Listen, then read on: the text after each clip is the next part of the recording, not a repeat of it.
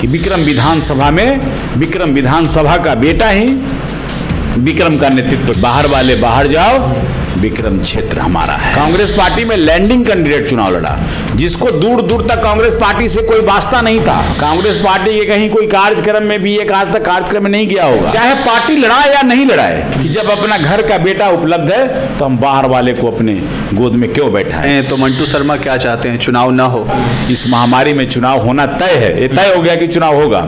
लोग मरे या जिए, जनता मर जाए, रोड पे त्राही माम हो जाए, या लोग खाने को रहे या नहीं रहे, बट चुनाव होगा। पब्लिक 5 घंटा बैठे रहता है, तब आपका प्रतिनिधियों से मिलने का काम करता है। अपने जमीर को 100, 200, 500, 1000 के लिए बेचने का काम नहीं करिए। विक्रम विधानसभा भी बदनामी की कगार पे खड़ा है। विक्रम विधानसभा के लोग भी बाहर में जानता है कि यहाँ वोट बेचने वाला लोग रहता है, और जो चुनाव लड़ता है वोट खरीदने वाला लोग होता है। इस मिशन के खिलाफ है मंटू शर्मा काम कर रहा है कि लोकतंत्र के प्रहरी कहा गया है कि वोट और बेटी बेचने का चीज नहीं है।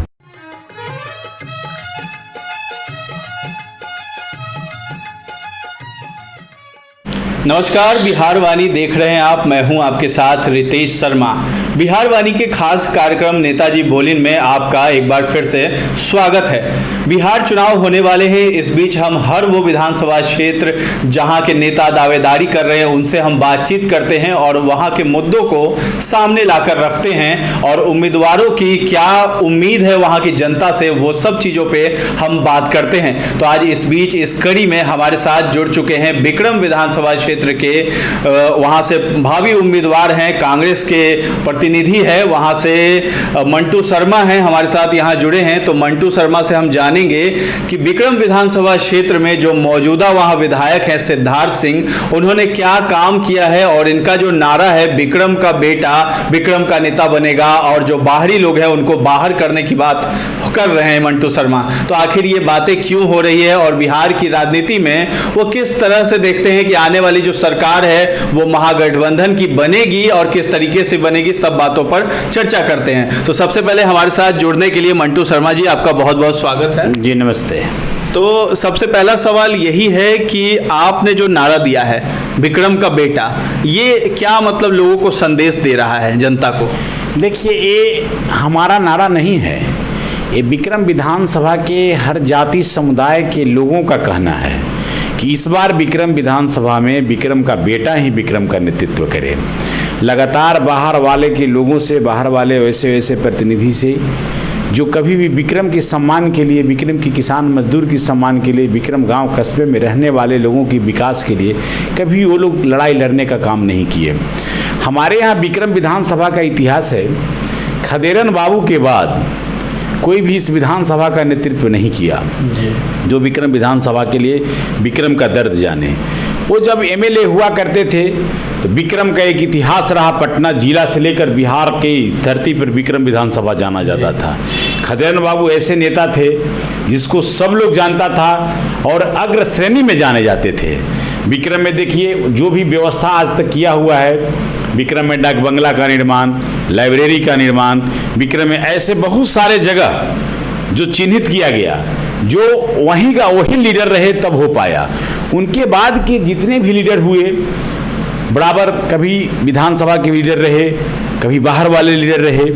तो हमारा जब जनता ये सवाल उठाया तो हम जनता का सेवक हैं, जनप्रतिनिधि तो हैं नहीं, जनता के सेवक में, जनता के लिए मैं काम करता हूँ।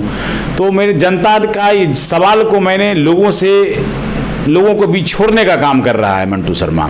लोगों से पूछ रहा है कि क्या इस बार ऐसा एक मिशन चले कि विक्रम विधानसभा में विक्रम विधानसभा का बेटा ही विक्रम का नेतृत्व करे। इसीलिए हम लोग इस मिशन पे काम कर रहे हैं कि बाहर वाले बाहर जाओ, विक्रम क्षेत्र हमारा है। अच्छा, ऐसा तो नहीं वहाँ पे हो जाएगा कि आप भी कांग्रेस से दावेदारी कर रहे हैं और अभी जो मौजूदा विधायक हैं वो भी कांग्रेस से हैं, तो कांग्रेस वर्सेस कांग्रेस वहाँ नहीं हो रहा है? नहीं, दावेदारी अलग है। पार्टी में किसी भी विधानसभा में हर एक दल में 5 से 10 लोग काम करता है, कहीं कहीं ज़्यादा लोग भी काम करता है, कहीं कहीं कम लोग भी काम करता है। तो पार्टी जिसको लड़ाएगा वो तो चुनाव लड़ेगा। हमारा लड़ना ये अलग सब्जेक्ट है, ये तो चुनाव के समय में तय होता है कि हम लड़ेंगे या पार्टी हमको लड़ाता नहीं लड़ाता, पार्टी किसको लड़ाता, फिर लैंडिंग कैंडिडेट कोई लड़ता है। पिछले बार भी कांग्रेस पार्टी में कोई कांग्रेस पार्टी का कैंडिडेट नहीं लड़ा चुनाव, कांग्रेस पार्टी में लैंडिंग कैंडिडेट चुनाव लड़ा, जिसको दूर दूर तक कांग्रेस पार्टी से कोई वास्ता नहीं था। कांग्रेस पार्टी के कहीं कोई कार्यक्रम में भी एक आज तक कार्यक्रम में नहीं गया होगा, बट ऐसा सिस्टम है, पॉलिटिकल सिस्टम है। कहीं कहीं जुगाड़ टेक्नोलॉजी जिसको हम लोग कहते हैं, हम तो कहते हैं देश प्रदेश कई एक सिस्टम आज जैसे जुगाड़ टेक्नोलॉजी से चलता है, वही जुगाड़ टेक्नोलॉजी से चुनाव में के भी बहुत सारे प्रत्याशी चुनाव में लैंडिंग कर जाते हैं और चुनाव लड़ने का काम करते हैं। वैसे ही इसलिए लड़ेगा कौन, इसका सवाल अभी नहीं है। अभी ये सवाल है, अभी ये सवाल जनता छोड़ रहा है। जनता के बीच हम भी लोग भी जाके, हमारे जैसे कई एक लोग और काम कर रहे हैं जो जनता के बीच जाकर छोड़ रहे हैं कि इस बार विक्रम विधानसभा का बेटा विक्रम का नेतृत्व करे, चाहे पार्टी लड़ाए या नहीं लड़ाए। अगर जनता कहा गया, जनता जनार्दन है, जनता मालिक है। जनता पार्टी आप वोट टिकट दे सकते हो, सिंबल दे सकते हो, वोट देना वहां के हर समुदाय जाति समुदाय के लोग जो है उसको है। अगर वो लोग तैयार रहेगा, वो लोग तैयार करेगा कि नहीं हमारा नेतृत्व इस बार यहाँ का हो, तो जब पब्लिक पार्टी वोट सिंबल दे या नहीं दे, जिसको लोग बोलेगा वो चुनाव लड़ेगा और जीत के सदन में जाएगा, वोट उसको देना है। तो यहाँ पार्टी कोई फैक्टर नहीं है, यहाँ फैक्टर एक है कि अपना या बाहर वाला। जब हमारा बेटा घर में उपलब्ध है, आप न्यूज में काम करते हो, बड़ा अच्छा, आपके ही परिवार में लोग हो, आप अपने घर से एक एग्जाम्पल को एक्सपेरिमेंट करके देखो। अगर आपके घर में अपने भाई या अपना बेटा उपलब्ध है तो आप भाई के बेटा को क्या गोद लेने को एक्सेप्ट करोगे? ले सकते हो? नहीं ऐसा होता, कहीं भी ऐसा सिस्टम ऐसा नहीं होता। इसीलिए ये सवाल इस बार विक्रम में चल रहा है कि जब अपना घर का बेटा उपलब्ध है तो हम बाहर वाले को अपने गोद में क्यों बैठाएं, बाहर वाले को नेतृत्व हम क्यों दें? हमारा जब नेतृत्व करने वाला हमारे बीच है तो हम बाहर वाले को नेतृत्व, आखिर क्या कारण है जो हम बाहर का नेतृत्व दें? इसी मिशन पे हम लोगों ने सबको बता रहा है, सब लोग इस पे काम कर रहे हैं और एक मुहिम होगा। अब तो चुनाव देखते देखते 10-15 तारीख के बीच में आचार संहिता लगेगा। इस महामारी में चुनाव होना तय है, ये तय हो गया कि चुनाव होगा। लोग मरे या जिए, जनता मर जाए, रोड पे त्राहिमाम हो जाए, या लोग खाने को रहे या नहीं रहे, बट चुनाव होगा। तो इस परिवेश में भी ये मुहिम चल रहा है कि नहीं हमारा नेतृत्व इस बार इस विधानसभा का बेटा ही कोई करे, बाहर वाला नहीं करे। अगर बाहर वाला कुछ काम कर रहा है तो उसमें क्या दिक्कतें आ सकती है? अगर उसने काम किया हो तो लोग उसको क्यों नहीं चुनेंगे? और अगर चुनाव की बात कर रहे हैं तो मंटू शर्मा क्या चाहते हैं, चुनाव ना हो? देखिए, बाहर वाला काम करे या नहीं करे, इस सवाल का जवाब मैं नहीं दे सकता। ये सवाल तो आप जनता से जाके पूछिए ना। ये सवाल आप उस विधानसभा में रहने वाले लोगों से कीजिए, वहाँ गांव कस्बे में जाइए और पूछिए बाहर वाले लोगों से कि तुम्हारा क्या हाल है। ये लोकतंत्र, संविधान की बात करने वाले ये लोकतंत्र की बात है और यहाँ नेता राजतंत्र के राज रियासत में नेता चलने का काम करते हैं। पब्लिक 5 घंटा बैठे रहता है, तब आपका प्रतिनिधि उनसे मिलने का काम करता है। पब्लिक लगातार, हमारा विधानसभा विक्रम, हम आके बात करेंगे पटना में, हम बात करेंगे दिल्ली में, हमको नेता से बात हो गई कहीं पर आज नहीं मिलना है, नहीं मिलेंगे। जब हमारा विधानसभा है तो हमारा नेता वहाँ रहेगा, तब तो मुझसे बात करेंगे, या इजीली मिल सकते हैं, या लोग सब लोग पटना कितने लोग आ सकता है? आज इस कोरोना के महामारी में वैसे चंद ही लोग हैं जो कहीं किसी नेता से मिलने आते। विगत 10-15 साल से जो भी हमारे प्रतिनिधि हो रहे हैं लगातार वो पटना में कैंप करता है विक्रम हमारा विधानसभा। कोई एक दिन 1800 दिन होते हैं हमारे 5 साल में, 1700-1800 दिन होता है एग्जैक्ट, जिसमें एक दिन भी कोई नेता विक्रम में जनमानस के लिए जन अदालत नहीं लगाया। कोई भी एमएलए जनता की समस्या से रूबरू बैठकर होने का काम नहीं किया। कोई भी एक एमएलए किसान मजदूर की बात को आज विधानसभा से लेकर के गांव कस्बे तक उठाने की बात नहीं किया। आज लोग त्राहिमाम है, हमारे धान गेहूं की फसल होते हैं, दूध की फसल, दूध का उपज किसान हमारा करता, उत्पादन करता है। सिचुएशन क्या है? कोई नेता इस पे अमल नहीं करता। किसान मर रहा है, मजदूर त्राहिमाम है गांव कस्बे में। यहाँ तो सिस्टम बना दिया गया है, आप आइए 100-200 हम आपको देंगे, और इससे कोई कितने दिन काम चला सकता है? कोई किसी को 1 लाख 2 लाख देता नहीं है। इसमें जनता भी दोषी है। वैसे जनता को मैं जरूर आगाह करना चाहता हूँ, उनको इस ओर जरूर ध्यान आकृष्ट कराना चाहता हूँ कि अपने जमीर को 100-200 500 हज़ार के लिए बेचने का काम नहीं करिए। जो स्थिति यहाँ इस देश प्रदेश का बना हुआ है बहुत सारे विधानसभा में, मैं जनरल बात कर रहा हूँ, इस मुद्दे पर। मैं बिहार के कई एक बार दौरा कर चुका हूँ, इस देश में कई एक प्रदेश में जाकर दौरा किया हूँ, कई एक जगह प्रभारी बन के भी गया हूँ। इस बिहार के प्रधान विधानसभा में कई एक बार प्रभारी बन के काम किया हूँ, कई एक जिले में काम किया हूँ, कई एक विधानसभा में काम किया हूँ। हर जगह जहाँ इस तरह के लोग हैं वो पूरे इस विधानसभा को बदनाम कर देते हैं। वैसे ही विक्रम विधानसभा भी बदनामी के कगार पे खड़ा है। विक्रम विधानसभा के लोग भी बाहर में जानता है कि यहाँ वोट बेचने वाला लोग रहता है और जो चुनाव लड़ता है वोट खरीदने वाला लोग होता है। इस मिशन के खिलाफ है मंटू शर्मा काम कर रहा है कि लोकतंत्र के प्रहरी कहा गया है कि वोट और बेटी बेचने का चीज नहीं है। इसको लोग अगर शादी ब्याह भी करता है तो बहुत जात परख के तौल कर शादी ब्याह करता है और वोट भी बहुत सोच समझ कर देने का, इसलिए कि 5 साल का भविष्य आपके इस वोट पे आधारित रहता है। 5 साल आपका भविष्य कैसे चले इस पे आधारित होता है। देखिए, कोरोना के बारे में आपने बताया कि कोरोना है तो चुनाव नहीं होना चाहिए। विपक्ष की तरफ से बहुत कोशिश हुई, चुनाव आयोग को कई चिट्ठियां लिखी गई। जितने भी विपक्ष का रोल अदा कर रहे हैं बिहार में सभी लोगों ने चिट्ठियां लिखी। तो ऐसा नहीं लगता है कि चुनाव आयोग ने तो बातें नहीं मानी, तो विपक्ष कहीं ना कहीं कमजोर होता जा रहा है। और जिस तरीके से कांग्रेस में जो अभी बहुत ज़्यादा चर्चा में बना हुआ है, जो चिट्ठी लिखने का दौर शुरू हो गया है, तो ये सब क्या है? कहीं विपक्ष बहुत ज़्यादा कमजोर हो रहा है? विपक्ष कमजोर नहीं है। इस बार बिहार में ऐतिहासिक महागठबंधन की सरकार बनेगी।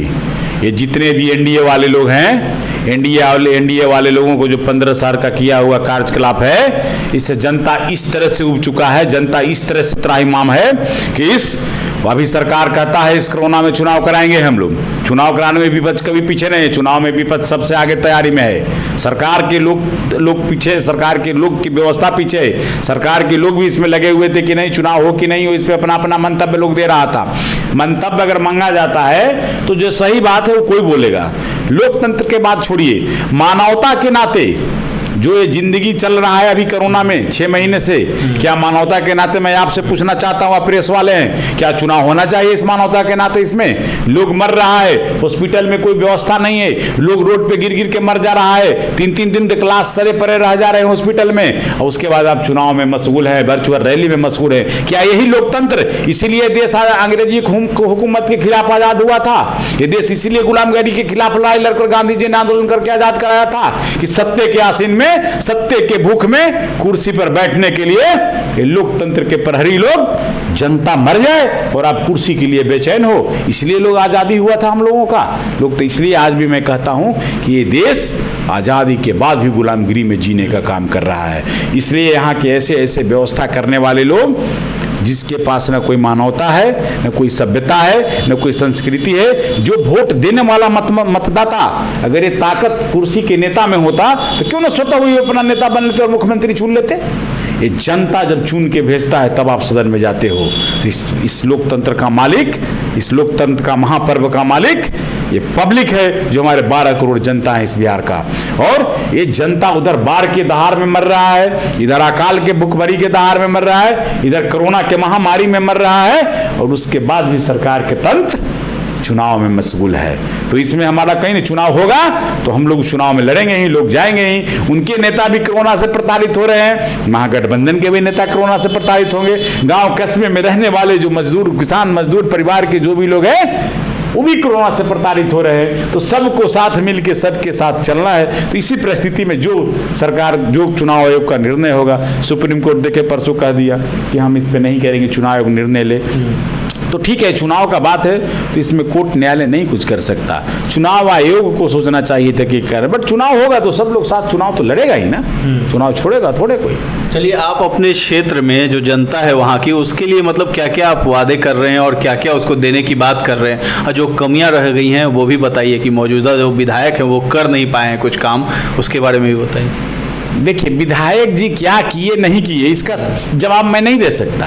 इसका जवाब गांव कस्बे में रहने वाला, जिसको जरूरत है, जो गांव में रहता है, वो इस जवाब को देगा हमसे बेहतर। आपको हम बोलेंगे तो सब लोग कहेगा कि अपने हिसाब से बोलते हैं या अपने हिसाब से बोल रहे हैं। ये जवाब तो गांव में लोग देगा कि जनता देगा कि हमारे विधायक जी क्या नहीं किए, क्या किए। तो जब जनता के बीच जाते होंगे तो वहाँ एक लोगों को जरूर जानकारी देते होंगे कि देखिए आपके क्षेत्र में ये नहीं हुआ, हम उस काम को करके दिखाएंगे, और उसके बाद जो आपका जो योजना जो आप बना रहे होंगे, जो वहाँ मैनिफेस्टो में शामिल करेंगे अपने क्षेत्र के लिए, वो फिर जनता से कहते होंगे। मंटू शर्मा वादा नहीं करता। मंटू शर्मा के बारे में जो लोग जानता है, सब लोग जानता है मंटू शर्मा काम करता है।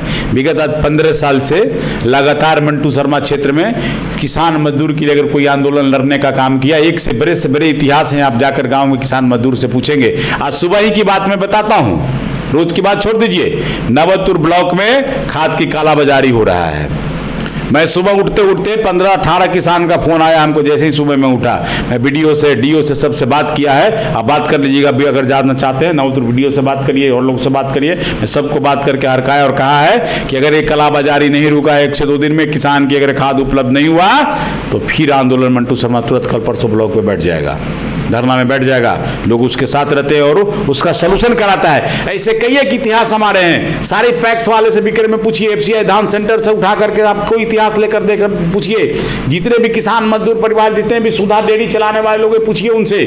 12 रुपये से आज 27 रुपये रेट तक लगातार हर 2 साल 3 साल 4 साल पर आंदोलन करके, हर मीटिंग में आंदोलन करके किसान मजदूर के लिए। इसलिए कि मैं किसान का बेटा हूँ, कोई बड़े परिवार से मैं नहीं आता।